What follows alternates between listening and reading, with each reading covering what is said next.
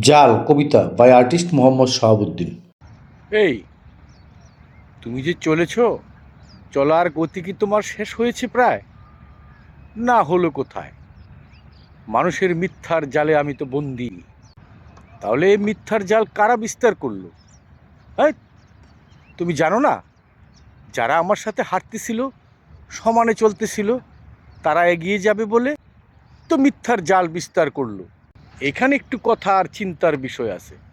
ওরা কি হেঁটে এগিয়ে চলে গেল, আমাকে পিছিয়ে ফেলে দিল, নাকি আমি সমানেই আছি, নাকি আমি এগিয়ে আছি? বিষয়টা কিন্তু একটু ভাবতে হয়। এই ভাবনার মধ্যে কিন্তু আবার চলার গতি তৈরি হয়। ভাবতে ভাবতে আবার ভিতরে ভিতরে চলতে শুরু হয়। সে চলা দেখা যায় না, কিন্তু কোথায় যে চলে যায়।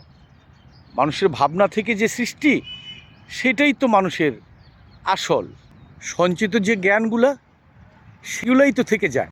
একদিন হয়তো আমি থাকবো না, তুমি থাকবে না, কিন্তু এই যে ভাবনার যে জ্ঞান, সেগুলোই তো সঞ্চিত হয়ে হয়ে যাবে গ্রহন্ত। যারা মিথ্যার জাল বিস্তার করেছে, তারা জানে না আমার জ্ঞানটুকু যে ওদের উন্নতির জন্য কাজে লাগতো, সেটা ওরা বুঝে না। না বুঝেই পিছু ঠেলে দিয়েছে। সময় যে ছিল ওর সমমান, তাহলে সমমানে জ্ঞান, ওরটা আমার, আমারটা ওর, মিলেমিশে আবার আরেকটা জায়গায় যাওয়া যায়। এই সহজ কথাগুলো সহজভাবে বললেও বুঝতে চায় না। হিংসা ভিতরে কাজ করতেই থাকে, আর জাল বিস্তার হইতেই থাকে। যারা এগুলো করে, তারা আবার উল্টা দিকেও ধাবিত করতে চায়।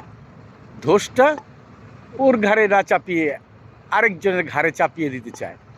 এই চাপাচাপির মধ্যেই তার জ্ঞান সীমাবদ্ধ হয়ে যায়। যতক্ষণ সময় সে ওই চাপাচাপি নিয়ে জ্ঞান করবে, ততক্ষণ যদি সে নিজের ধ্যানে মগ্ন থাকতো আর নিজের সৃষ্টিকে করত, তাহলে সে আরও এগিয়ে যেতে পারত। নীরবে নিস্তব্ধতায় সে কিন্তু জাল সারিয়ে নেওয়ার চেষ্টা করে, এবং একসময় সারিয়েও ফেলে। আর জ্ঞানের চর্চা করতে থাকে। উপরে একটা দেখায়, ভিতরে ভিতরে কালিমা। সে জাল বিস্তার করে। সেই জালের পেচে কিছু মানুষ তো ধ্বংস হয়ই, সেটার দায় তার থেকে যাবে। নেচার বলে একটা কথা আছে, সৃষ্টিকর্তার যে পাওয়ার, সেখানে গিয়ে সে আটকাবেই। সেই আটকানো কেউ থামাতে পারবে না। ওখানে তো বাবু তোমাদের হাত নেই। জ্ঞানের পরিধি কমায়ে তারা পেট পূজারি হয়ে যায়। নিজের পেটের ধান্দায় কত যে এলোমেলো গোলমাল পাকিয়ে ফেলে, সেই চিন্তায় তারা থাকে না। মাঝে মধ্যে ভালো বুলি মারে, প্রকাশ্যে আসলে তাদের বুলি কিন্তু জ্ঞানী বুলি হয়, কিন্তু ভিতরে অন্তরটা কালিমায় ভরা। সেই কালিমা ছড়াই সকল কিছু ধ্বংস করে দিতে চায়। জাল বিস্তারকারী বাবুদের আবার জাল বিস্তার করার জন্য নানান শাখা প্রশাখা তৈরি হয়, সেখান থেকেও আবার বাবুদেরকে সাহায্য করা হয়। এভাবে এভাবে জালের বিস্তার যদি একবার চিন্তায় আনেন, একটু চিন্তা করে দেখেন তো, আপনার পিছনে কেউ জাল বিস্তার করেছিল কিনা, আর সেই জালের শাখা প্রশাখা সেখানে কারা। দেখবেন যে সংখ্যায় অনেক, ভালো মানুষের সংখ্যা খুঁজেই পাওয়া মুশকিল। যারা জাল বিস্তার না করে সহজ পথে হেঁটে হেঁটে আগায়, তারা, আমার দৃষ্টিতে কিন্তু তারাই বেশি এগিয়ে থাকে। বুঝে না বুঝে এই জালের প্যাচের সাথে যাদেরকে রাখা হয়, তারাই একদিন ছুটে গিয়ে তাদেরকে খেয়ে ফেলে। খাওয়া তো এমন খাওয়া, একেবারে ইজ্জত নিয়ে টানাটানি। তখন বাবুদের আর দেখা যায় না, বাবুরা আবার লুকায়। লুকানো বাবুদের আবার চিপায় চাপায় দেখা যায়, আবার ফুসকি মেরে বের হয়ে আসে। তাহলে কি দাঁড়ালো বাবু? তোমার জাল তোমাকেই খেয়ে ফেললো।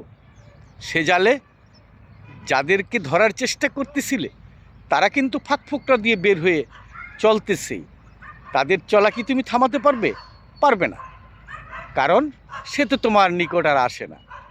সে তো আলাদা হয়ে গেছে, আলাদা রাস্তা খুঁজে নিয়েছে। এখন দেখো বাবু, চিন্তা করে ভেবো না তোমার রাস্তা থেকে সে রাস্তায় জ্ঞানের পরিধি কম, সে রাস্তা কিন্তু বিশাল।